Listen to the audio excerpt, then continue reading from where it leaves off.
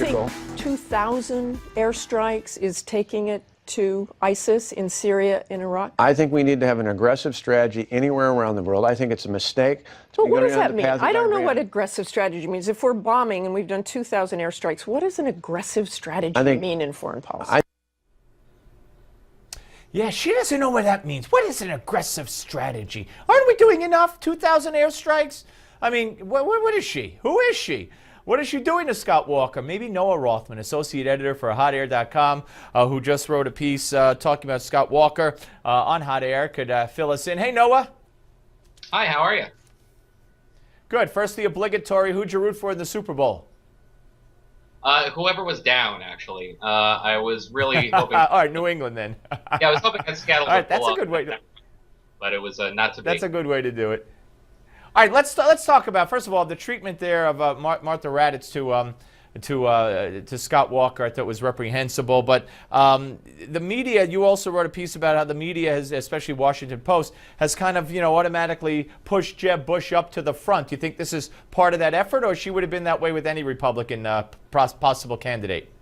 Yeah, I'm going to extend her the benefit of the doubt. I think she would have been that way with any candidate. Martha Raddatz is a foreign policy reporter by trade, so I think she knows what an aggressive foreign policy is. She didn't need it to be defined for her. She was trying to goad Walker into saying something that was a little more clear and would make some news, and I think she succeeded in that front. Now, what about the WAPO and others that would love, I guess, somehow to see Bush versus Clinton? Yeah, they're gonna find a difficult time of making that happen. It seems the Bush has had very difficult time getting some traction with the Republican primary base. He's trying to sew up the donor primary behind the scenes, and good for him. It sounds like he's having a significant amount of success there. But the donor primary only goes so far. You do have to win elections, and from what we've seen from very early preliminary polling is that Jeb Bush really isn't all that competitive in the early states. So we haven't seen very much New Hampshire polling yet, but it was everything that we've seen from November on before suggested that the race was competitive within the margin of error of every poll. Bush will not emerge from Iowa in a competitive position. That's pretty much something that we can say right now, unless something miraculous occurs. And then we go into South Carolina, and again, this is going to be a place that Bush will be competitive, but not necessarily prohibitively so. So if we come out of those early states and we don't have a real lot of momentum behind Bush, it will really devolve quickly when we get into the southern primaries, which are going to come up on the first Super Tuesday, all of which are primarily southern states. And we don't expect Bush to perform very well except for Florida. You talked about, first of all, you wrote a piece saying that Romney shouldn't run, so I guess you read your piece and then he dropped out. But Scott Walker, you're talking about how a lot of people in the Republican Party view him as in the middle. Yeah, of the two wings of the Republican Party, I guess. Yeah, actually, I think that was a quote from Ann Seltzer, who runs the Des Moines Register poll. She conducts that poll, and she's very well respected.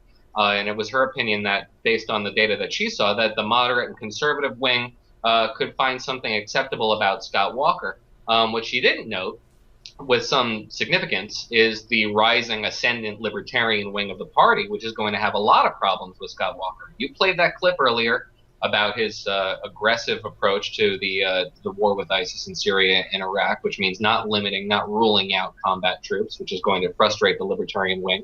But also something I wrote about on Sunday, which is Walker's embrace of drug testing, suspicionless drug tests imposed on Wisconsin's Medicare or welfare beneficiaries. That's something that has a lot of court precedent behind it, suggesting it's unconstitutional. The libertarian faction of the GOP thinks it's basically a waste of money. A big, wide dragnet catches very little in the way of suspects and actually ends up costing quite a bit of money. And it's ultimately unproductive.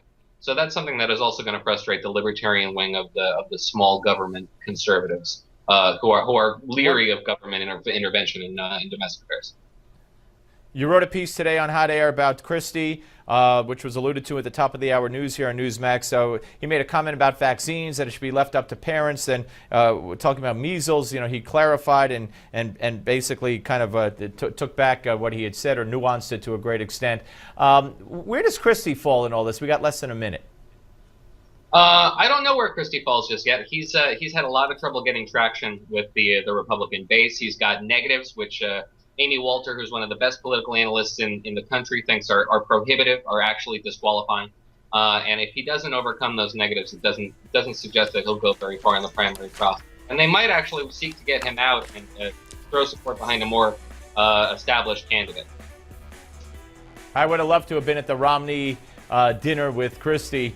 I hope Romney told him off. Anyway, always appreciate you coming on, Noah. Thank you very much. Thank you. Appreciate it.